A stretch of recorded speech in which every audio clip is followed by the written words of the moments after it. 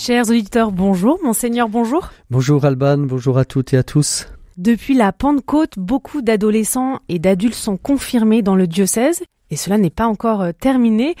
Est-ce que, Monseigneur, pour l'occasion, vous pouvez nous rappeler la signification de ce sacrement ? Le sacrement de la confirmation est vraiment très en lien avec le ministère épiscopal, le ministère de l'évêque. À la Pentecôte, les évêques ont reçu l'Esprit Saint et ils ont été envoyés dans le monde entier pour annoncer l'Évangile. Alors, ils avaient déjà en eux l'Esprit Saint, mais en fait, cet Esprit Saint, il est vraiment donné de manière particulière et il est fait pour l'annonce. Il est fait pour être envoyé comme chrétien dans le monde, pour signifier que on est responsable à la suite du Christ de l'annonce du royaume de Dieu. Et les baptisés, après avoir découvert Jésus, après avoir aussi pris le temps d'approfondir leur foi et vraiment fait un travail de conversion intérieure, vont être plus tournés par le sacrement de la confirmation vers l'annonce et vers aussi cette capacité à être chrétien dans le monde. Et donc il faut une certaine force pour vivre cette présence au monde comme chrétien. Ce n'est pas toujours simple d'être chrétien et de témoigner de sa foi. Et donc, le sacrement de confirmation, c'est le sacrement qui donne cette force pour l'annonce de l'Évangile. Et je prends souvent l'image de l'acier. On trempe l'acier et on appelle ça l'acier trempé. Eh bien, je pense que le sacrement de confirmation peut être un petit peu comparé à cette trempe. Vous voyez, quand l'acier a été passé chaud dans l'eau, il est plus résistant. Eh bien, il y a un peu de ça dans le sacrement de la confirmation. C'est un peu cette trempe-là qui donne une force intérieure, non pas une rigidité, mais une force pour vivre dans le monde comme chrétien.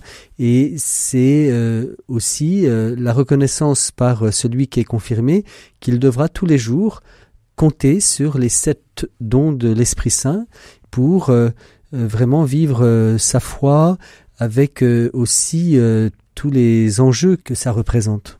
Et donc les prochaines confirmations dans le diocèse sont le 15 juin à 18h30 dans l'église du Grand Lucé et le 30 juin à 11h dans l'église de Pressigné. Autre sujet d'actualité, Monseigneur, dimanche 16 juin à 10h30, vous présiderez la messe des 24 heures du Mans, donc dans cette chapelle qui est présente sur le circuit, donc qui est, je le rappelle, le seul circuit au monde sur lequel une messe est célébrée. Monseigneur Philippe Marcet sera également présent pour célébrer cette messe avec vous. C'est l'évêque auxiliaire de Paris qui est très investi dans la pastorale du sport, notamment dans l'organisation des Holy Games. Peut-être qu'on peut faire un peu d'histoire pour nous rappeler depuis quand cette messe est célébrée, pourquoi la présence de cette chapelle sur le circuit des 24 heures du Mans. C'est depuis 1932 qu'il y a des offices. Il y en avait plusieurs avant, pendant toute la semaine des 24 heures du Mans. Aujourd'hui, il y a une seule messe. Elle est annoncée dans le programme officiel des activités pendant les 24 heures du Mans et elle concerne bien sûr les gens qui sont entrés dans l'enceinte de la course des 24 heures du Mans. Alors il y a là des personnes qui viennent du monde entier. L'an dernier, il y avait à peu près 400 personnes à la messe. Et donc c'est une vieille tradition puisque depuis 1932, il y a un office. Effectivement, c'est la seule course pour laquelle il y a la reconnaissance officielle d'une célébration d'un office finalement catholique. Et elle est animée, cette messe, aussi par les scouts qui ont une présence très très ancienne. D'ailleurs, les scouts, en 1955, lors du grave accident qui avait eu lieu, avaient été remarquables lors de la catastrophe. Ils faisaient partie des premiers secours apportés aux blessés.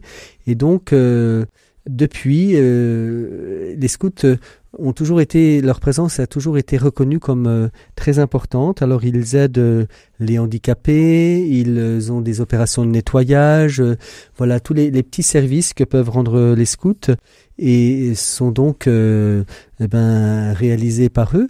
Et ils sont très heureux d'être là. Il y a à peu près 300 scouts qui sont là. Ils font un camp là, dans l'enceinte du circuit. Et donc c'est une belle présence d'église, à la fois de service, de prière. Et c'est une manière aussi de dire que l'église n'est pas éloignée de ce qui se passe autour d'elle. Elle est très proche et on sait que pour tous les Sarthois, les 24 heures du Mans, c'est un événement important. Et voilà, je suis très heureux de savoir que l'Église a cette proximité avec un événement qui compte dans notre diocèse.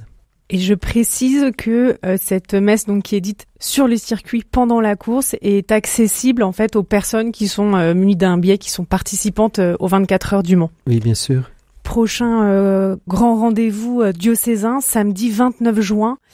Le diocèse organise une grande journée de ressourcement dans l'annonce de la foi à l'abbaye de Solesmes. Vous y serez présent, monseigneur.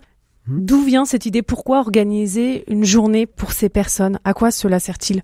On se rend compte qu'on a beaucoup de personnes dans l'Église qui sont dans le faire, qui sont acteurs, qui ont des responsabilités plus ou moins grandes. Il y a aussi des bénévoles, il y a des salariés et qui sont vraiment tournés vers l'action. Et on m'a proposé de prévoir un temps de ressourcement intérieur. C'est bien de se donner, mais c'est bien aussi de recevoir, de se nourrir. Et tout engagement dans l'Église a besoin de cette nourriture intérieure. Donc c'est une journée de ressourcement. Tout simplement, elle est ouverte aux parents, aux grands-parents, aux catéchistes, aux accompagnateurs de catéchumènes, aux animateurs pastoraux, à toutes les personnes engagées dans l'enseignement catholique. Et là, il y aura à la fois des temps d'enseignement et puis des petits ateliers où on pourra découvrir une manière de se ressourcer spirituellement. Personnellement, moi, je vais animer un petit atelier qui concerne la Lectio Divina. Comment lire un texte, comment l'intérioriser, comment un texte biblique peut nourrir ma prière et mon discernement. Alors, il y aura d'autres ateliers.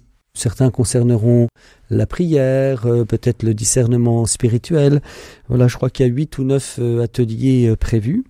Donc cette journée, elle est ouverte à toutes celles et ceux qui veulent se ressourcer, prendre le temps de prier. Il y aura des temps aussi de prière personnelle.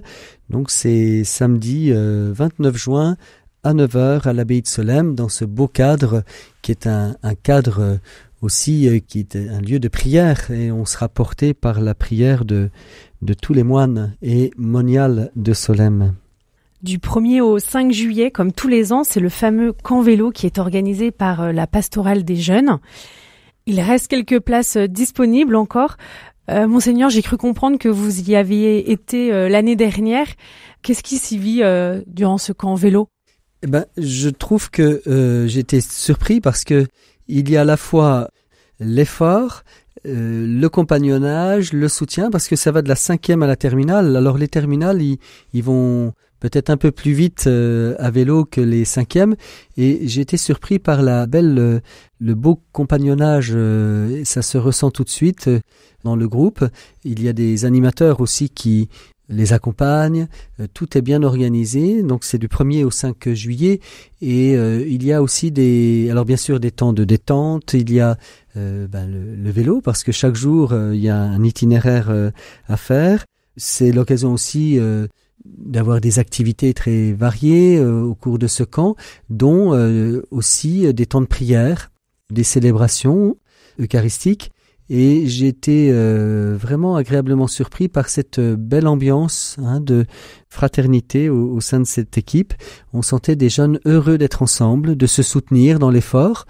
Le soir, quand je les avais rencontrés pour aller célébrer la messe, on sentait qu'il y avait le poids un peu de la journée, parce que ça demande d'être un petit peu sportif quand même. Mais je sentais ce soutien et puis surtout cette joie de vivre cette aventure ensemble. Donc je pense qu'il y a encore des places et il faut que les jeunes qui se sentent intéressés par ce camp, bien sûr, ne tardent pas à prendre contact. Il suffit d'aller sur le site du diocèse. Donc je trouve que c'est une belle initiative, ce camp vélo, qui maintenant c'est une tradition dans le diocèse. Et donc voilà, j'encourage toutes celles et ceux qui seraient intéressés de se manifester. Merci beaucoup, Monseigneur. Merci à vous.